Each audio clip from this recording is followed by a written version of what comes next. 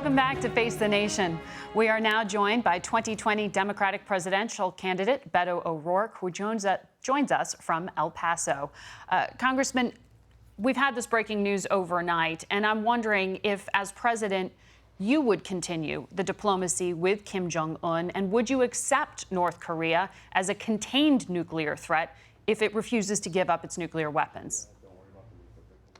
You know, I would continue diplomacy contingent on progress that keeps this country and our allies safe, despite 3 years of almost bizarre foreign policy from this president. This country is no safer when it comes to North Korea. They have removed none of their nuclear weapons or their potential to deliver them to the United States. And in fact, in contravention of the United Nations, they have launched other missiles, flouting the diplomacy that this president has attempted so far. So we've added legitimacy to Kim Jong-un. But it sounds like you're saying you would continue to talk to Kim Jong-un. I want to make sure that we pursue diplomatic, peaceful, nonviolent negotiations to resolve the challenges that we face on the Korean Peninsula and to ensure that we denuclearize that area. We know from your team that you plan to go to Mexico today. What is the purpose of that visit? I'm going to be going over to Ciudad Juarez today, our sister city across the border from El Paso, to meet with asylum seekers who have traveled hundreds, in some cases thousands of miles, fleeing the deadliest countries on the face of the planet, coming to this country trying to follow our asylum laws, and through a program that effectively shuts them out of this country and our laws, are forced to stay in Ciudad Juarez, where they are prey to criminal organizations, where they are penniless, and where they are suffering, and where too many feel like they are forced to try to cross in between our ports of entry, as we saw earlier this week, a picture of Oscar and Valeria, who died trying to do that from Matamoros to Brownsville.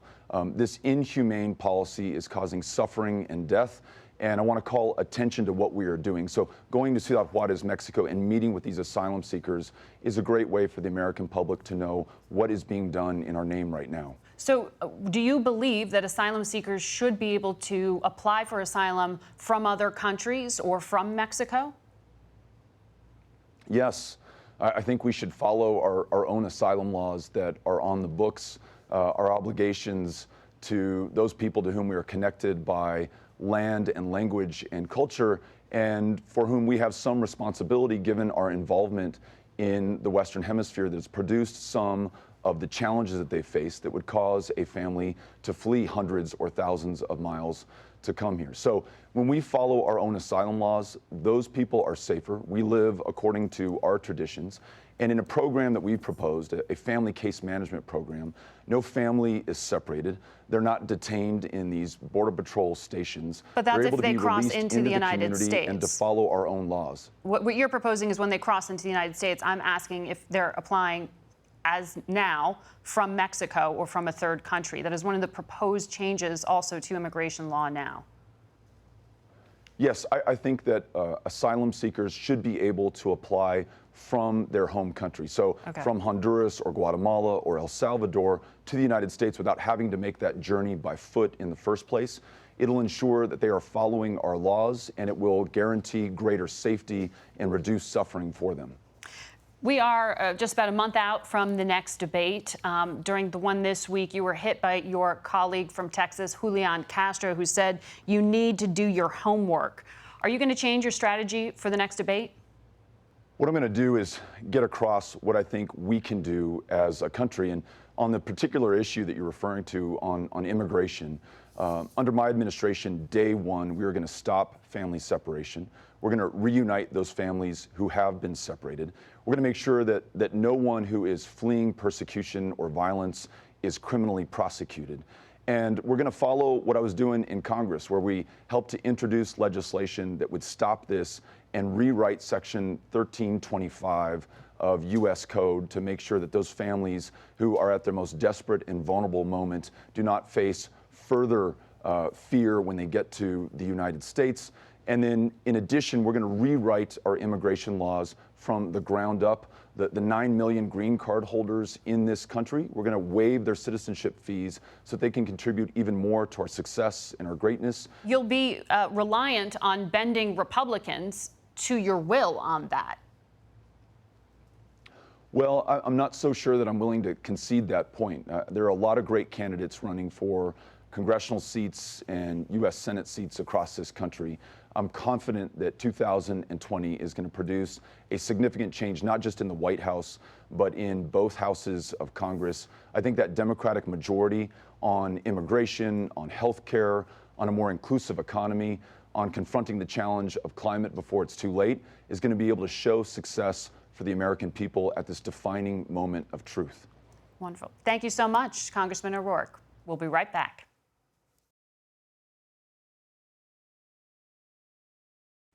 Yesterday, we spoke with Senator Lindsey Graham, who joined us from Istanbul, Turkey. We do want to caution you, there will be a graphic image that some may find disturbing. We began our conversation by asking Senator Graham for his take on the president's decision to remove the ban on American companies selling goods to Chinese tech giant Huawei. Well, it's a lot of leverage because Huawei is a huge Chinese company, and it really is owned by the Chinese government. It's not a private sector company as we would know it. Microsoft came into my office trying to make sure that they could sell some technology to China that would not compromise our national security. So I don't know what he agreed to regarding exceptions to the ban. If they're minor exceptions, that's okay. But if we're selling Huawei major technology, that would be a mistake. But you don't worry that this is too much of a concession on national security grounds? I don't know yet. It's clearly a concession. There'll be a lot of pushback if this is a major concession.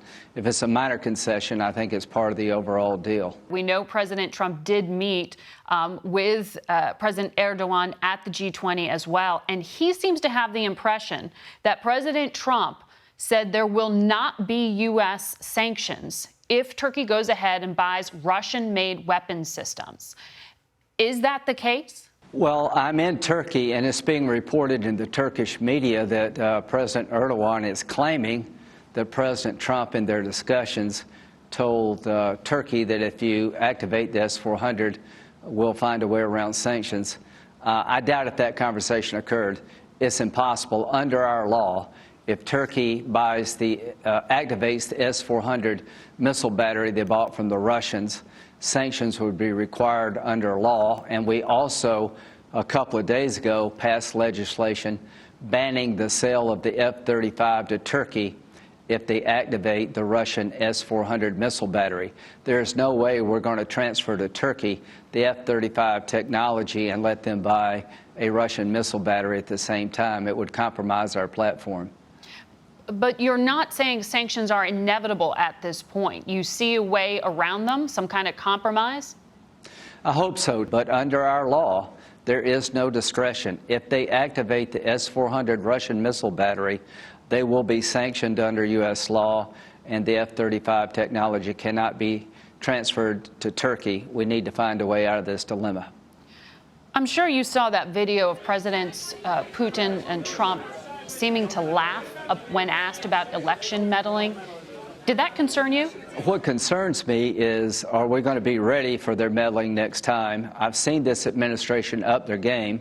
In 2018, we had a midterm election without a whole lot of interference because we're upping our game, so to speak. So it was clearly a joke. But last time you were on this program, you said Russia did not learn its lesson. So when you see this joking about something so serious regarding an upcoming election, doesn't that counter everything in terms of a hard line the rest of the national security community is trying to send? Yeah, I'm not so sure rebuking Putin in front of a bunch of cameras does much good. What hurts him is when you hit him in the pocketbook. His oligarch friends are having a hard time placing their money around the world. We put tremendous sanctions on the Russian economy, particularly in the energy area, and it's biting Russia. So actions mean more than anything in this part of the world. Do you believe that President Trump embracing Saudi Crown Prince Mohammed bin Salman undermines the U.S. credibility on human rights?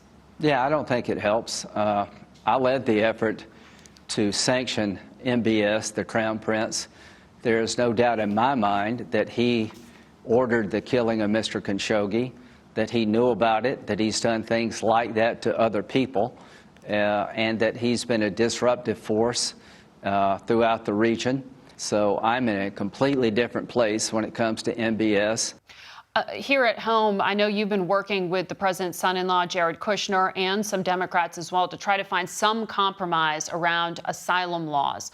The president said that he will go through with rounding up migrants after the July 4th holiday. Do you see any legislative compromise? Yes, I do. I spent about an hour with Speaker Pelosi, and here's the compromise. We'll start turning the aid back onto Central America.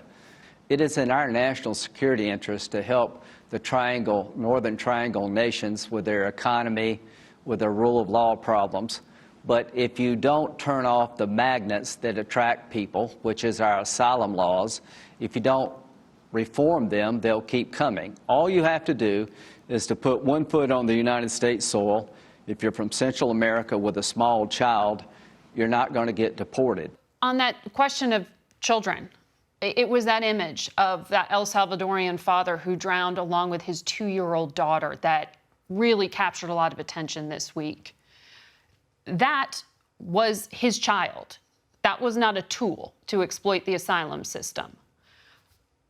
By warning that asylum is going to get tougher and saying the border might close, doesn't that incentivize people to take the risk in the first place? Good question. Here's what I think, and I don't know, and it does break your heart to see that image and the thought that went into it. Here's what I think the father believed. If we can just make it across the Rio Grande and I can put one foot in America, my child and myself are going to be in America and we're not going to get sent back. I would like that asylum claim to be made in Mexico at a UN center so that this father doesn't have to risk him and his child drowning in the future. Asylum claims should be made in the home country or in a facility in Mexico, because the reason he tried to go across the river, he was told by people in Central America, if you can put one foot on American soil, you're home free.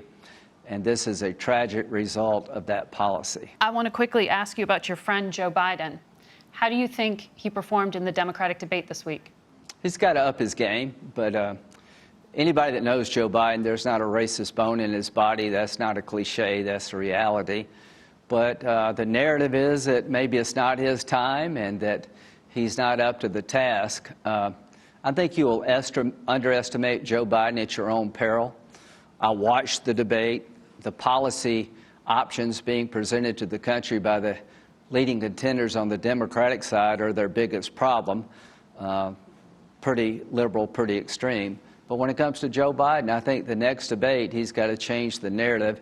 And one thing I'll say about Kamala Harris, and I said this before, she's got game. She is very talented, she's very smart, and she'll be a force to be reckoned with. Senator Graham, thank you very much for your time. Thank you. We'll be right back with more from our political panel.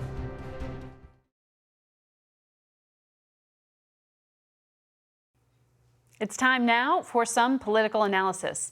Edward Wang is a diplomatic correspondent at the New York Times. Shannon Pettypiece is a White House correspondent at Bloomberg News. Ramesh Ponnuru is a senior editor at the National Review and a columnist at Bloomberg Opinion. And Antoine Seawright is a political strategist. Thank you all for joining us. Antoine, this was a big week for you and fellow Democrats in terms of the first round out of the debates. What is your takeaway? What needs to change between now and when they take the stage in July? I think our candidates have to realize that they are running for our party's nomination and not against each other. And I think that's such an important point, because what we saw during the debate was some heated fellowship among some of our candidates. But I think the focus was lost on the big picture, and that is we have a race to run next year against the Republicans. I also think that we have to, again, probably sing a little louder on the quality of life issues like healthcare, like the economy, like housing, all the things that Democratic voters are hungry and thirsty for, and not just Democratic voters, independent thinkers and independent voters, and even some of those voters who may have voted for the president in 2016, but voted for Democrats in 2018. And Ramesh, I mean, what you just heard from Senator Graham was he characterized the debate stage as, too extreme. For those who are those triers, those people in the middle, maybe even some Republicans who aren't comfortable with President Trump, is there anyone yet who they'd feel comfortable voting for on that stage? Well, I think that the Democrats right now, the candidates are not concentrating on swing voters. They're not concentrating certainly on persuadable Republicans. And the process of winning the primaries may be pushing them too far to the left on some issues. Look, I think that the Trump reelection campaign had a very good week, not because of anything the president did, but the front runner, Joe Biden, got dinged in the debates. 3 of his top rivals came out for outlining the kind of health insurance that 200 million Americans rely on. They are in a race to the left on immigration. All of these things are going to make people who don't necessarily love everything that the president does think, I don't know if I'm comfortable with this other side. But Margaret, to one point, we saw very few people between the 2 nights, quote unquote, play with this idea of what the Republicans and some in the right-wing media call liberal. What we saw, I think, holistically, was a real center-left type approach to how we govern and what a policy agenda looks like. There was only 2 people on Wednesday night who raised their hand for Medicare for all, and I think it may have been 2 on Thursday night. So this idea that the party is driving their car to the left, I think is just a false narrative, one that the Republicans are pushing because they know it plays well to their base, but 2, the media, some in the media are pushing this narrative because it's good for political conversation. That does not make it true. Warren, Sanders, and Harris are 3 of the top candidates, and they're all for outlining this kind of private health insurance that most Americans rely on. Shannon, pick it up there. Do you see it as a good week for the Trump reelection campaign? Everything went exactly as the campaign had hoped it would and as they expected it would. Whether they have really gone to the left or not, the Trump campaign will use those moments from the debate to make it look like they moved to the left. Whether swing voters are watching the debate or not, they will cut moments from that debate and use them in campaign ads. That to them, this was a television commercial against the Democrats for their 2020 campaign. So it went exactly as they wanted. And on the expectation point, they expected Biden to be a bit off his game. They've been sort of talking, their advisors have been talking for a while about feeling like the Joe Biden today isn't Joe Biden of 2012. They expected Warren to be strong. They're concerned by her sort of authenticity and on-message brand. And I think Kamala did catch them by surprise, though. Ed, one of the factors here for any big geopolitical calculations is who's going to be in the Oval Office after 2020. There is this perception that whether it's Kim Jong-un or leadership in Iran, that they're waiting out President Trump. Is that factoring in to some of what we're seeing? Right. I think with Iran, they've been put in a difficult position because the sanctions really are hurting Iran. So I think they have wanted to try and hold out for a change of commander-in-chief in 2020. Now you're seeing them push back a little bit in the Persian Gulf because they think they might not be able to wait out the sanctions that long. Kim is in a different position. I think he has nuclear weapons. He wants to be able to keep them. And as long as he keeps Trump talking in this sort of diplomatic sort of round-robin game, then I think he feels comfortable because he gets to keep his weapons. Maybe Trump eases up on sanctions, and then in the end, that's what Kim wants. And that's what, as we heard Mike Morrell say, that might be what the U.S. needs in terms of pushing forward on diplomacy. And then maybe in the long run, you ratchet back the tensions. But right now, you do need some diplomatic opening. As one source said to me, Kim Jong-un has to look at this and say, no president but President Trump would take this level of risk of meeting with me. Right. So maybe there's a narrow window of opportunity. But you heard Senator Amy Klobuchar on here say, well, maybe he would just reduce the number of nuclear weapons. That's different than full denuclearization. Right. Are we seeing him? He's kind of shopping for options? I think the stated policy is full denuclearization. I think what we're seeing in this administration, maybe in future administrations, is that there might have to be a tacit acceptance of the fact that North Korea is a nuclear power. It's unstated, like with Israel, but that these administrations will have to accept that and figure out how to deal with the nuclear North Korea. I want to go to you, Antoine, on this next. I want to play for all of you what former Vice President Joe Biden came out the day after the debate and said regarding his past record on forced busing. I want to be absolutely clear about my record and position on racial justice, including busing. I never, ever oppose voluntary busing. How big of a misstep was this truly? I don't know if it was a misstep, but I do think the vice president and his team are going to have to make some adjustments going forward. Look, this country and our party has been shaped by the experiences of Joe Biden and Kamala Harris. And I think we can't lose sight of that. But I also think that we can't ignore or turn the volume down on how the experiences of Kamala Harris and how she's been impacted this throughout her life. But I will also say that sometimes a moment doesn't mean it's transferable to several moments in the future. And I think that's what we all have to keep in mind. This was one debate. Joe Biden has a strong body of work on issues that have been pro-civil rights and for the improvement of quality of life for African Americans, just like Senator Harris. And I think we just have to get back focused to the big picture, and that is quality of life issues and how we go forward. Shannon, the issue, racial issues, though, are coming up on the Trump side of things as well. Donald Trump Jr. sent out a tweet this week that questioned whether Kamala Harris was, quote, an American black. Right. It almost sounds reminiscent of the birther argument, as many people have pointed out, in 2016. And of course, with an administration that does not have a great track record with race and has really worked to try and overcome the good people on both sides image. They're trying to sell hard the economic argument about black unemployment, Hispanic unemployment, criminal justice reform. But I do think they miss sometimes that with issues of race, it's not always dollars and cents, and it's not always about we give you money and jobs. There is a moral sense here and a sense of self too, that if you degrade people in that way, no matter what you can give them financially, it's not going to overcome that. Ramesh, do we need to hear from more Republicans on this? Most of all the Democrat the competitors to Kamala Harris have come out in support of her. Well, I don't think that Republicans are afraid of having an argument about busing in the 1970s. Let's recall, busing was unpopular with white Americans, not terribly popular among black Americans. It's bizarre that the Democrats have latched onto this. If they're not, it's not like they're trying to bring it back. On the Republican side, you've got the fundamental problem that you've got a presidency that is not especially sensitive on racial matters, not necessarily thinking about a demographic future with the changing racial composition of this country, and you've got congressional Republicans who don't really want to take him on. That's just the way it's been for 3 years now. Margaret, your question was about the tweet. Unfortunately, no, you're right, Antoine, but I'm running out of time here, so I've got to take a break. We'll be right back.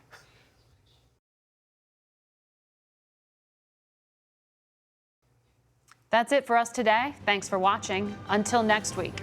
For Face the Nation, I'm Margaret Brennan.